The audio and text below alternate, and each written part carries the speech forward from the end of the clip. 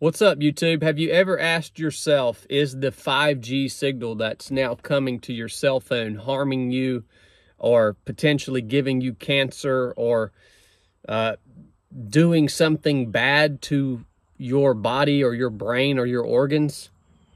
Well, I know I've asked myself that before. And so that's what we're going to talk about on today's Truck Talk. Welcome back. And as usual, this episode's brought to you by me, inspired by my man, Chili. My wife was talking to me the other day, and she actually mentioned it on the podcast yesterday. She said, you know, I carry my cell phone with me all day long because of the nature of her job, and she keeps it in a fanny pack, and the cell phone's right against her lower abdomen.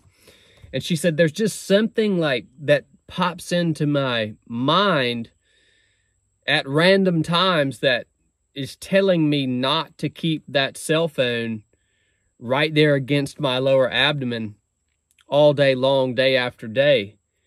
And she can't quite explain that.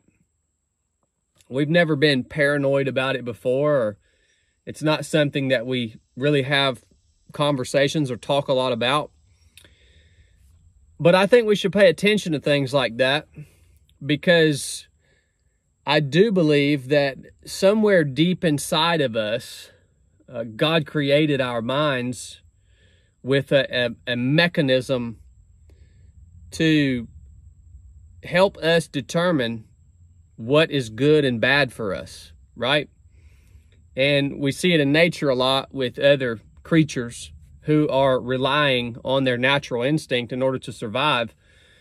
We don't do that much anymore as human beings, but we also have that natural instinct within us to help us preserve our own lives, right?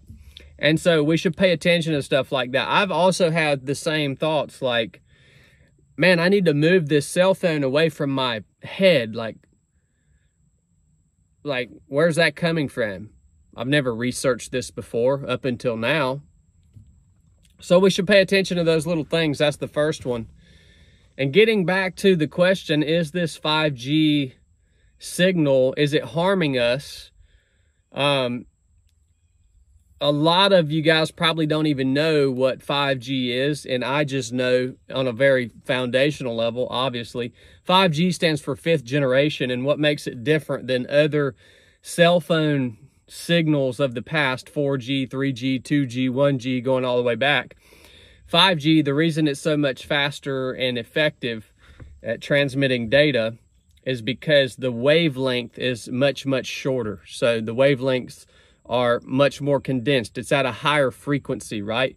All of the other generations of cell phone signal in the past were within the range of the microwave length. But the 5G is not, right? It's actually a millimeter wave.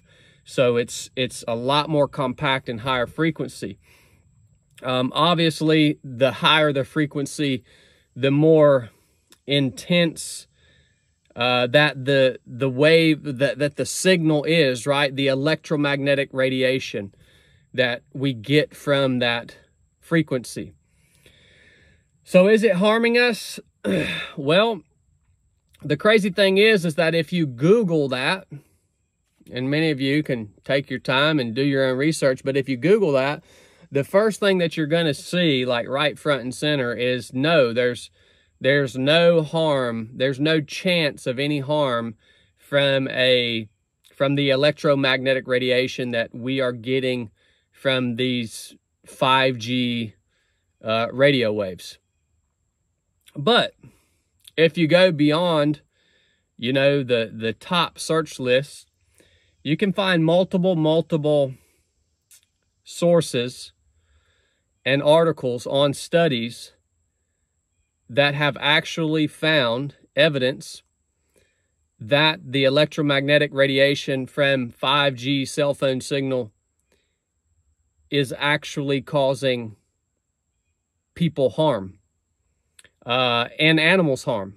One of the studies I looked at was on rats, and they exposed these rats to a cell phone signal frequency for 2 years, and it undisputedly increased the occurrence of cancer in rats, both male and female.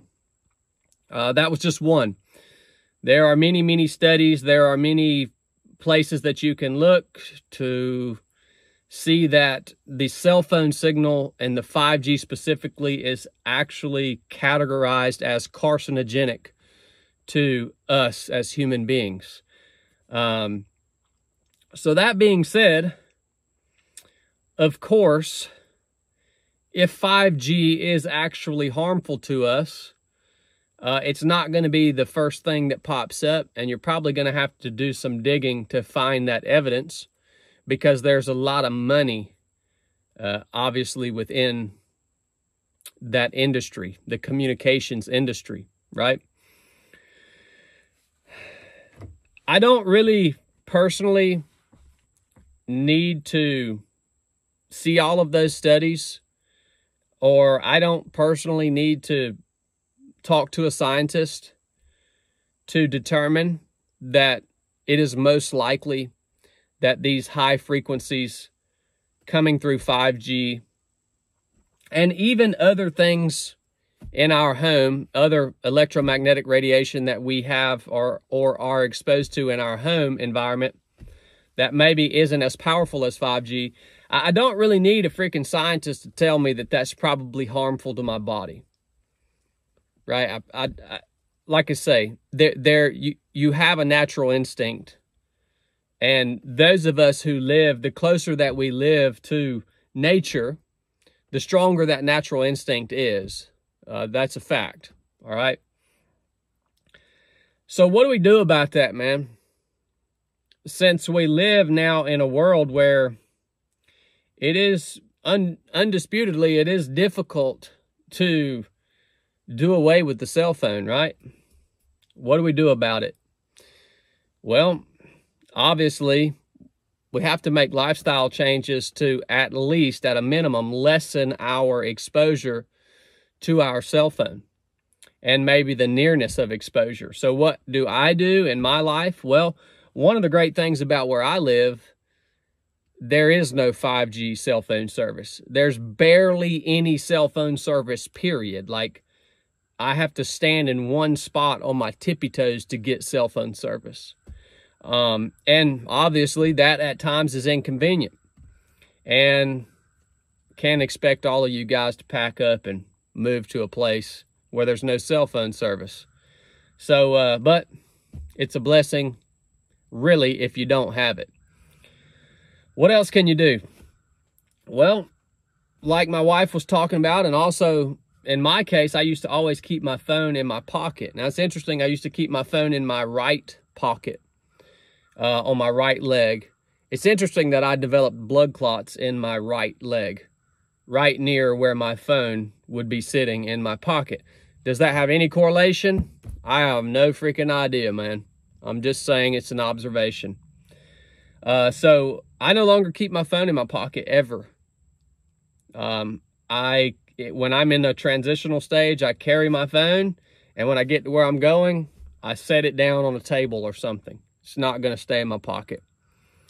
All right, so think about that. Same with a fanny pack. Anything that's keeping that device right against your body. Try to make some sort of lifestyle change or build habits around preventing that as much as possible. Another thing, I never talk on my phone against my ear. I'm using the word never, right? Very rarely, I try at all costs never to put my phone against my daggone brain when I'm talking on my phone, which is rarely anyways. I don't talk on my phone that much.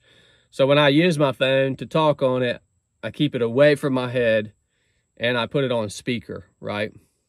So that's another thing that you can do. Also, another lifestyle change is not sleeping with these things obviously right next to your daggone head on your nightstand. And I know a lot of you guys talk about, well, I use it for my alarm, and I get all that, man. It's convenient, right? It's convenient. Well, it's going to be real inconvenient when you find out you got a freaking tumor in your brain or something like that. because of the 5G stuff, if that happens to ever surface. So when you sleep at night, charge your phone in another room, right? Maybe even turn it off. Whoa, now we're getting real extreme. Turn my phone off? Maybe think about it, but at least charge it in another room. Don't leave it right there beside your freaking head all night. Get you a daggone old-timey alarm clock or something. Or at a minimum, just put it on the other side of the room. So little things like that, man. I'm just saying, it might be worthwhile to make those lifestyle changes and maybe inconvenience yourself just a little bit in the case that this new technology and these new radio waves that are coming through the 5G network, in the case that it does surface at some point that they are indeed causing you and everyone around you harm. Something to think about, guys, which is what Truck Talk is usually all about, is to make you think, man. I hope I'm doing a good job. And if I am, if you got anything out of this, if it made you think, if it challenged you, share it with somebody, or go get you a hat, get you a t-shirt if you really want to support us here at 307 Project and our mission. You guys enable us to do what we do, and we appreciate it. So check out the website, 307project.com. I'll put it in the description of this episode. You guys keep supporting us, and we'll keep the content coming. Love you guys. Enough said.